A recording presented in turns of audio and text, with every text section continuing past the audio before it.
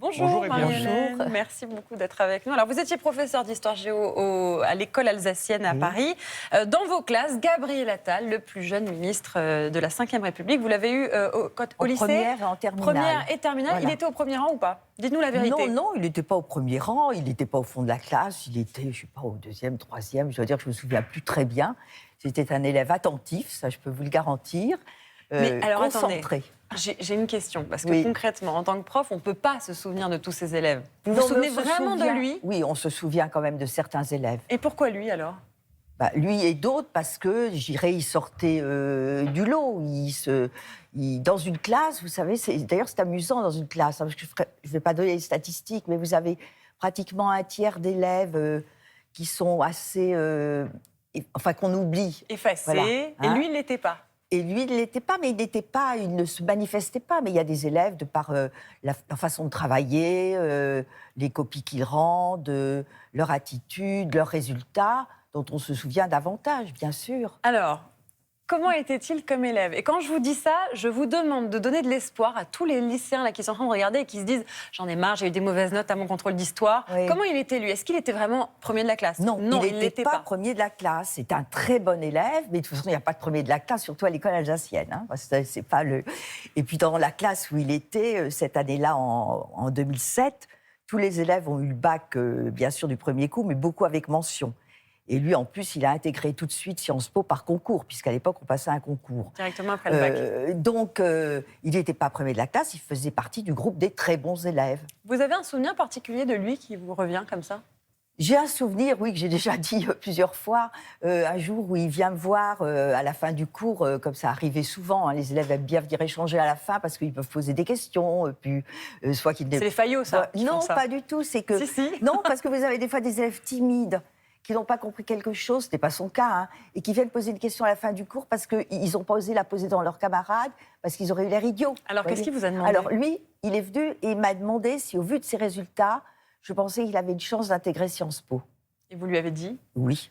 Et il a intégré Il a Sciences Po intégré tout de par suite. concours. Ouais. Vous avez senti quelque chose chez lui, une appétence particulière pour la politique ou pas du tout? Oui, Déjà? Oui. De toute façon, quand il était en terminale, même s'il ne le manifestait pas du tout en classe, il était déjà au PS. Et puis cette année, justement, de 2007, c'était une année électorale. Présidentielle. Et donc, il avait organisé à l'école des élections avec ses camarades, donc absolument dans les normes, tout avait été mené parfaitement. Et donc, l'école alsacienne a voté pour son président. Et c'était déjà à l'époque ni droite ni gauche, puisqu'elle a voté pour... C'était déjà macroniste, quoi. Voilà, non, mais c'était pas macroniste.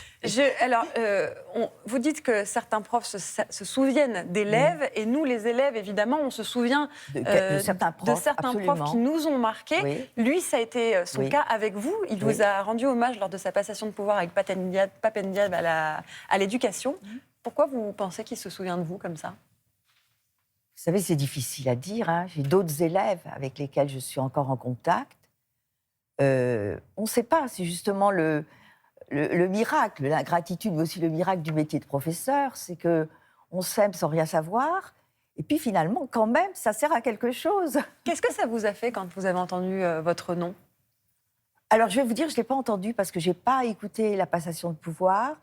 Je l'ai appris parce qu'un journaliste m'a envoyé un mail en me disant « Voilà, qui êtes-vous, Madame Bellac ?»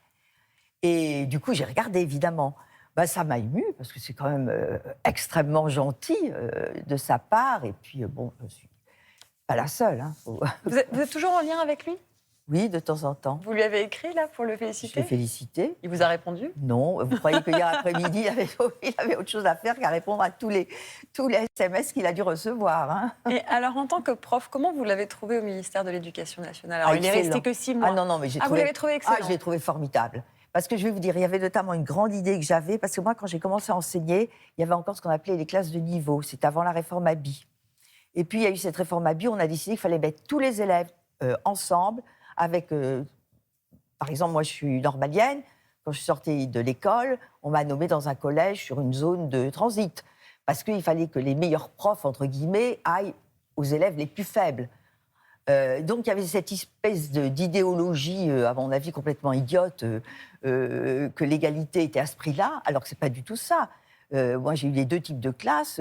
Quand vous avez une classe où tout le monde est mélangé, alors ce n'est pas le cas à l'école alsacienne, parce qu'il n'y avait pas d'élèves faibles, Oui. vraiment faibles, mais vous ne faites cours ni pour les meilleurs, ni pour les plus faibles. Et donc, vous pensez que c'est ça qui l'a moi, véhiculé? ça, je trouve ça formidable. Bon, après, il y a toutes les mesures qu'il a prises. Hein, Vous êtes d'accord avec toutes les mesures? Ah oui, oui, toutes. Oui. Et qu'est-ce que vous pensez qu'il va apporter en tant que Premier ministre, concrètement? Eh ben, je pense qu'il va apporter une méthode. C'est-à-dire sa façon d'agir qu'il a depuis très longtemps. On le voyait quand il était encore très jeune. C'est-à-dire cette capacité à cerner les problèmes de manière posée, sans excitation, grâce à une intelligence et des capacités, je dirais, inhabituelles. Et puis, seulement après, à essayer de voir des mesures concrètes. Et je pense qu'il va apporter ce pragmatisme, du moins je l'espère, et qu'il va pouvoir diffuser cette méthode au sein du gouvernement. Donc vous y croyez à Gabriel Attal? J'y crois, Premier bien ministre, sûr. vous y croyez fermement. J'imagine que vous avez eu d'autres politiciens, non, dans votre carrière, qui sont passés à l'école alsacienne? Pas de politiciens à ce haut niveau, mais j'ai eu plusieurs élèves qui sont à la haute fonction publique, oui. Donc, mais c'est lui. J'en ai eu dans le monde artistique. Vous n'avez jamais eu de Premier ministre? C'est la première fois. Non, j'ai jamais eu de Premier ministre, quand même. Merci beaucoup, Marie-Hélène Bellac. Je souligne quand même que le 25 janvier prochain, vous sortez un nouveau livre consacré à Louise Michel aux éditions Perrin. Merci beaucoup d'avoir été avec nous. Merci.